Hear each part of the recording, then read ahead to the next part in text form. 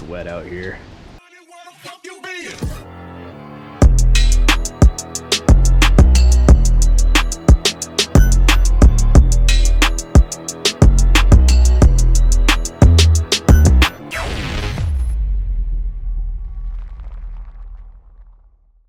What's up, guys? Welcome back. It's a very wet and rainy day, you guys see, but today that doesn't mean we don't have stuff we need to still take care of. So today we're going to be doing stuff around the house. You guys know that I have some projects here. I got that black car over there that I need to work on the CMAC kit, and I got to do an oil change on this pig because going back and forth every day to Sac City, it's like 55 miles each way, is putting a lot of mileage on it. On top of that, you guys know that I keep going down to Gary's. We keep going all over the place, and so we're putting a lot of miles on this car, but I need to also do oil change on that. So first things first, we're gonna get started on that. I think, yeah, I need to figure out how to lay on this ground. I do have a creeper that I never use, and I know a lot of you guys are always saying like, why don't you use a creeper? Why don't you use something like that?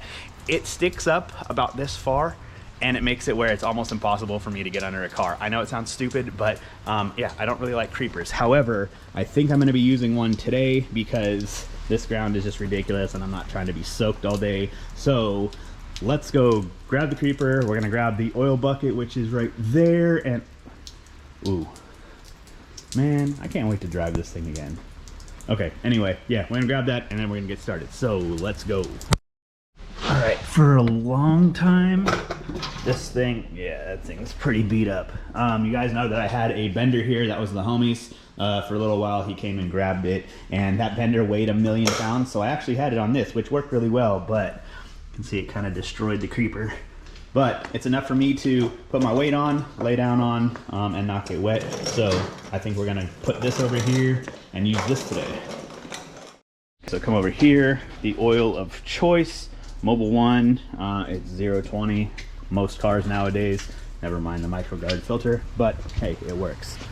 Come in here, very, very basic 2-liter Subaru flat 4 motor. The thing I like about all the new cars is the filters are coming upside down like that.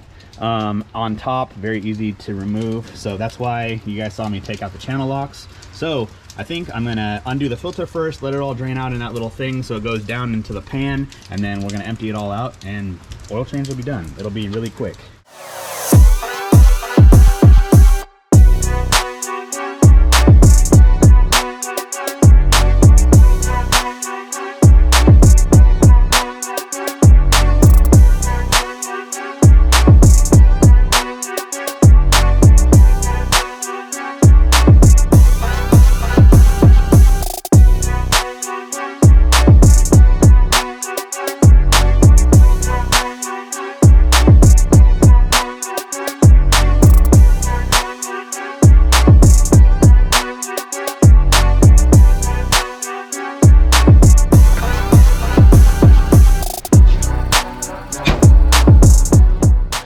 I feel a lot better now that the oil change is done. So now we can close this up and we can get started on project number 2 today.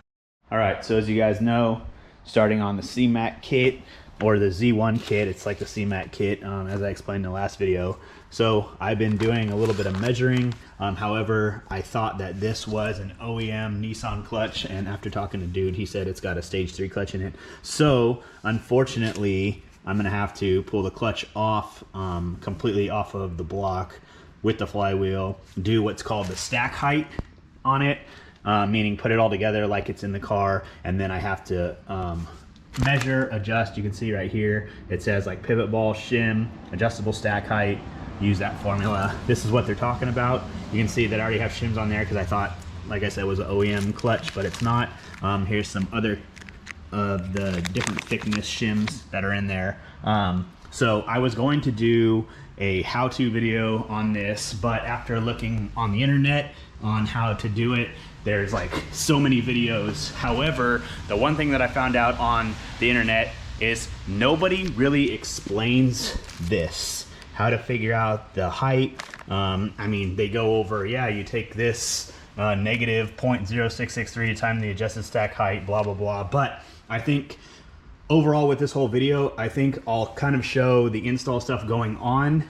Actually not this video, because I do actually have to pull the transmission still out and you know, measure and do some things like that. So it's gonna be like super long on this video if I were to do that. However, probably within this video and the next video, I'll be explaining like what the proper height is with this, how I came on it, show you with the caliper and that stuff. So that way you guys, if you need to reference it, this is the most important part. And the reason why we put the shims on here is it pushes it away a certain amount for the pillow ball in the clutch fork. So there is a certain amount, I guess on here it even says like round up to the nearest 0.5 millimeter shim. It can't be off that much. The clutch or the throwout bearing either will be pressing against the clutch disc the whole time, the pressure plate the whole time, or it'll be too far away from it that it won't engage properly. So it is pretty vital. And so you can find all day long,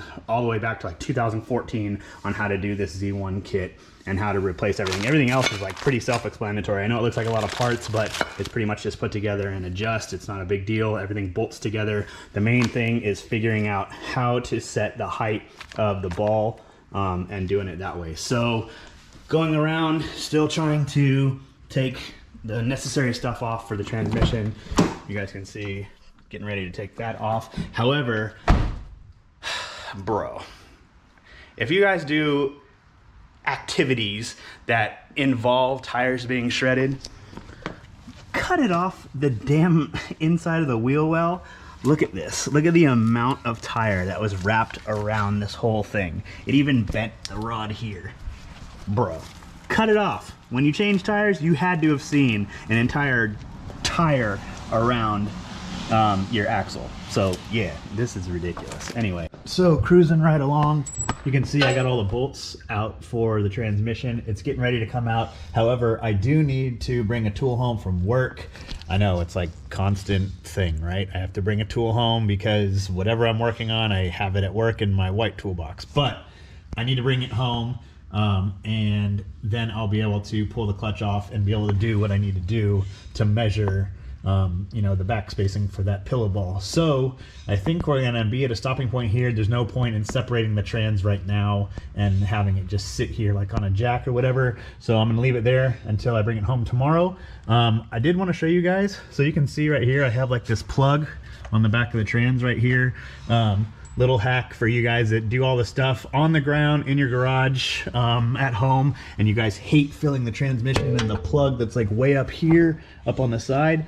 I use a cutoff piece of a drive shaft, a manual one, automatic. They're all the same splines, so if there's like a broken one or something at a junkyard or something, I would get it, cut it, and then I just zip tie it on here. So anytime I have to do anything with the transmission, I don't leak any fluid. So yeah, little hack for you guys. However, now that we are stopping on this car, I just talked to a dude with the G35, and I guess he wants me to do like some heater lines. And let me show you on my black car kind of what he's talking about.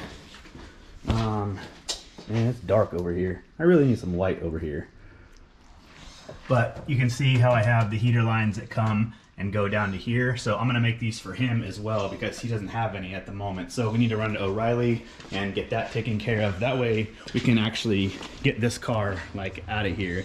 I do want to have it done for him soon, so that way he has time to get a tune and all that stuff before LS Fest. So yeah, I guess today's kind of like a raw vlogging type of day. I didn't plan on it being that way, but this is how my day's going. So I think we're gonna jump in the car. Oh yeah, we just did the oil change too, so maybe drive it around, make sure everything's good. And then yeah, we're gonna head over to O'Reilly, grab the stuff that we need for the heater hoses on there. I'll explain what I'm doing there, and then yeah, we're gonna keep on going. Okay, everything seems to be okay. No oil snail trail. I must have tightened everything up correctly. All right, and we're heading it off to O'Reilly. The rain's like subsided for a minute. Hopefully it stays this way because I can't pull that car into the garage. So hopefully it's not gonna soak me while we're setting up these heater lines. Shouldn't take too long, but yeah, hopefully the rain like stays this way.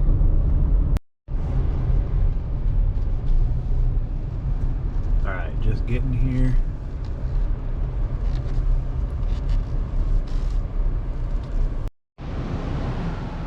Well, so much for the rain subsiding. As soon as I pull up to get out, it's like storming like crazy. Okay, got all the stuff necessary. Now let's get out of here. Okay, wind's starting to kick up a little bit, but at least it's not raining. Put this stuff down right here. Get the keys.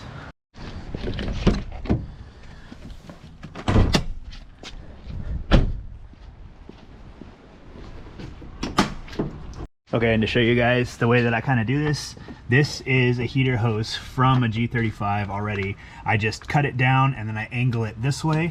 This is 3/4. So I actually have a step down from a 3/4 to a 5/8, and I'll use the 5/8 that comes down to over here, and then I'll have the other one that comes from here straight to over here, and it'll be ran. So yeah, the outlets on them are 5/8, and then so 5/8 and 3/4, because the 3/4 is on this side here. So those are the two sizes of hose that you need. Show you, kind of trying to hurry because I don't want to start raining on me, but you can see 5/8 6 feet, 3/4 6 feet. I got close or extra hose clamps, and I have a 5/8 3/4 step down. So let's get it in.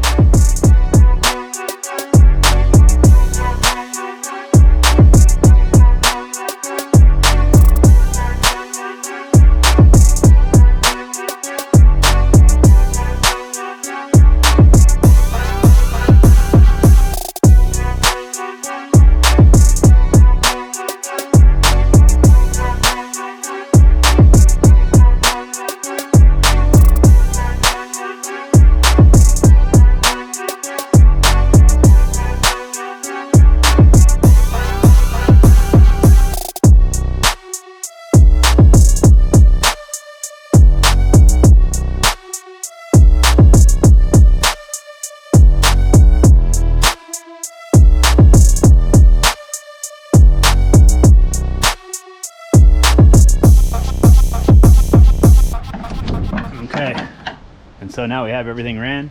See, pretty clean. It's just like how mine is. I need to do a little bit of adjustment stuff, keep it away from the headers, but all in all it worked out. We'll just have to fill it with some coolant, and that'll be that. So I think that's gonna be it for today. I'm gonna make sure all these clamps are tightened, and then yeah, we're gonna wrap this up. There, all cleaned up. Last thing we need to do is get the bracket to mount here, and this car is ready to go. Okay, so that's gonna do it for today. I hope you guys have enjoyed the content today. It's been kind of just a raw vlogging day. We kind of just been doing a little bit here and a little bit there. So today, you guys know it's Tuesday. It's time to go get my daughter. We got a couple errands to run before we go get her, but I hope you guys have enjoyed the content. If you guys are loving this, please hit the subscribe button. Send me messages. Let me know what you guys think, what you want to see in upcoming videos. And I hope you've been well. I hope your families have been well, and I will see you in the next video. Much love. Peace.